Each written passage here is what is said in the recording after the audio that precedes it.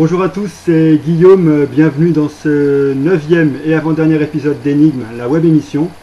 Je souhaiterais tout d'abord remercier Tutti Crapouti qui m'a laissé un message sur Tactical FM suite à la sortie de la 8e émission consacrée au village esquimau. Grâce à ses connaissances sur le Canada, il a pu m'expliquer que l'histoire du village esquimau d'Angikuni était vraiment une légende urbaine. Donc Tutti Crapouti, je te remercie.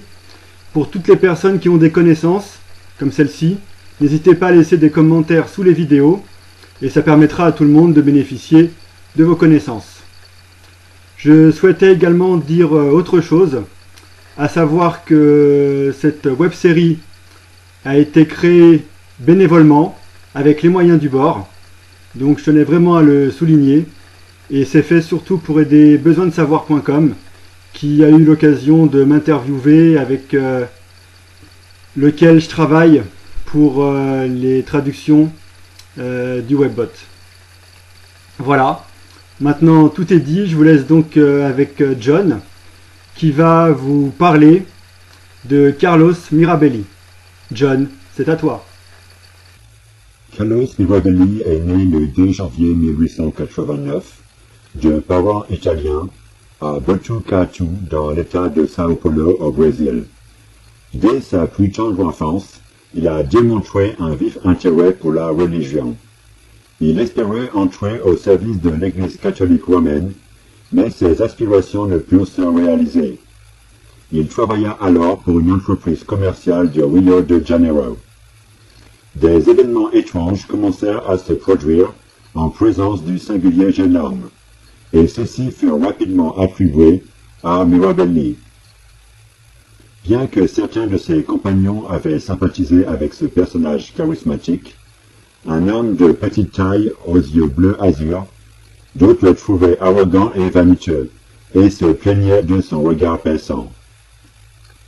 Mirabelli fut examiné par des médecins et envoyé à l'asile Juqueri, où le directeur, le docteur Costa, a diagnostiqué les particularités psychiques hors du commun du jeune homme, tout en excluant la folie. Costa a mené un certain nombre de tests avec son patient.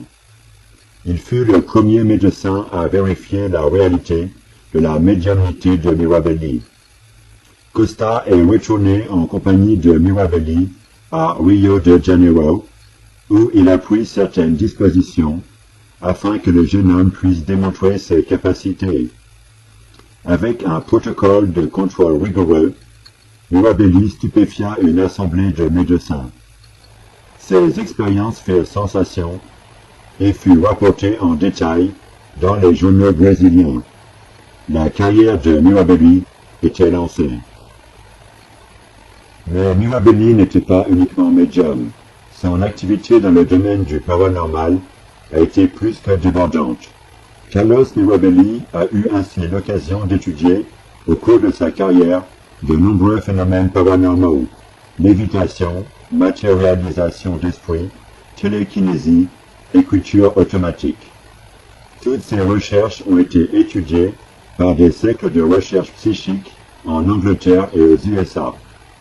Les exploits de Mirabelli ont été publiés pour la première fois dans une brochure, le Médium Mirabelli, écrite par le secrétaire général de l'Académie de Lombroso. Mirabelli aurait demandé que ces expériences soient publiées.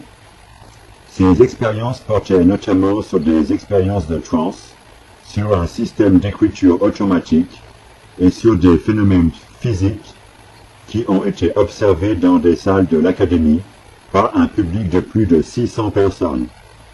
Des journaux reprendront ensuite ces exploits. Ils raconteront comment le médium est parvenu à réaliser des expériences impressionnantes. Lévitation dans la rue à une hauteur de 2,50 m pendant plusieurs minutes, ou apparition d'une main invisible qui serait parvenue à tourner les pages d'un livre. Toutes ces expériences ont été réalisées en présence d'experts et elles ne donneront pas lieu à des contestations. Néanmoins, un groupe d'experts sera chargé d'étudier les phénomènes. Ce groupe sera constitué de 20 membres, dont le docteur Ganymède de Souza. Tous les membres de ce groupe ont été choisis en fonction de leur niveau intellectuel et en fonction de leur rang. Après une enquête approfondie des phénomènes, le jury constatera que la majeure partie des événements se sont produits le jour et dans des lieux publics. L'enquête ne révélera pas de supercherie. Carlos Mirabelli a mis en évidence le phénomène d'écriture automatique, permettant ainsi d'écrire plusieurs dizaines de pages en un temps absolument record, seulement quelques minutes. Les exploits réalisés par ce médium sont absolument spectaculaires. Une expérience de matérialisation aura également lieu en présence de témoins. La jeune fille du docteur de Souza sera ainsi matérialisée en face de témoins. Celle-ci était morte quelques années auparavant d'une grippe. La jeune fille était apparue dans ses vêtements de sépulture. Le docteur eut même l'occasion de toucher le fantôme. Carlos Mirabelli eut également l'occasion de réaliser d'autres séances de spiritisme en face de témoins. Il eut ainsi l'opportunité de faire apparaître le corps d'un évêque disparu lors d'un naufrage. En 1926, Mirabelli reproduisit des phénomènes paranormaux devant plus de 600 témoins, dont la plupart avaient été recrutés dans les rangs des plus grands scientifiques du Brésil, médecins, administrateurs, écrivains, avec des visiteurs occasionnels étrangers. Dans ces états de transe, Mirabelli excelle particulièrement dans le phénomène de xénoglossie, la capacité de parler dans des langues inconnues de lui dans son état normal.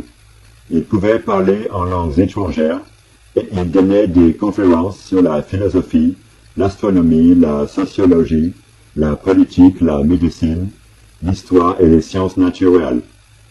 Ses discours ont été prononcés en allemand, français, néerlandais, anglais, grec, polonais, syrien, albanais, tchèque, 4 dialectes italiens, arabes, turcs, hébreux, chinois, japonais et plusieurs dialectes africains, en plus du latin, du grec ancien et de sa langue maternelle, le portugais. Grâce à l'écriture automatique, il a produit une longue et savante thèse, écrite en 28 langues, à une vitesse impossible à atteindre dans des conditions normales, et écrit des traités dans le style de Lombroso, Kepler, Voltaire et Galileo. Ses travaux comprenaient un essai sur le mal, écrit en hébreu et signé par Moïse, un tract sur l'instabilité des empires par Alexandre le Grand, et un essai sur les choses mystérieuses entre ciel et terre de Shakespeare. Malgré leur incapacité de vérifier l'origine de ces textes, les linguistes se sont dit surpris par le contrôle de Mirabelli sur chacune des langues employées dans ces traités.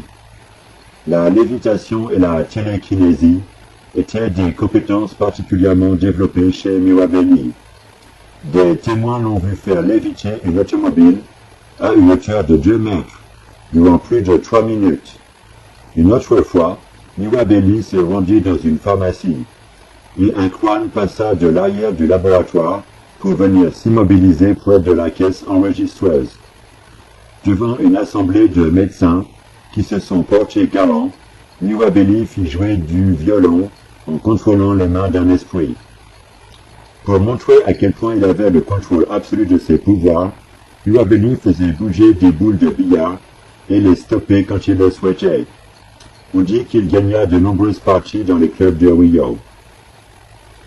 Lors d'une fête à laquelle participaient plus d'1 millier d'invités, il dirigea un orchestre invisible avec force trompettes et tambours qui firent danser les invités toute la nuit, malgré leur appréhension initiale. Au cours de nombreuses séances, Mirabelli déplaça des objets inanimés, livres, chaises, lustres, sans les toucher un seul instant. La liste des médecins et d'autres témoins qui attestent des capacités psychiques de Mirabelli comprend les noms de personnalités reconnues. Maintes et maintes fois, les chercheurs ont soumis Mirabelli aux examens les plus rigoureux, mais aucun ne le prit en défaut. Alors qu'il faisait l'objet d'un examen par les membres de l'Académie Lombroso, Mirabelli fut lié à une chaise. Il réussit à s'élever à une hauteur de plus de 2 mètres et restera suspendu pendant plus de 2 minutes. Plusieurs membres de l'Académie sceptique au début de l'expérience furent convaincus d'avoir été témoins d'un phénomène authentique et non d'une ruse de magicien. Malgré toutes les expériences que Carlos Mirabelli a réalisées en phase de témoin, en 1934, un chercheur du nom de Theodore Westermann, chercheur pour le compte de la Société pour la recherche psychique de Londres, a émis l'hypothèse selon laquelle les expériences de Mirabelli constitueraient une fraude. Il fut le seul à douter des pouvoirs psychiques de Mirabelli. Mirabelli, sans conteste l'un des plus grands médiums au monde, est mort le 30 avril 1951 dans un banal et tragique accident de voiture.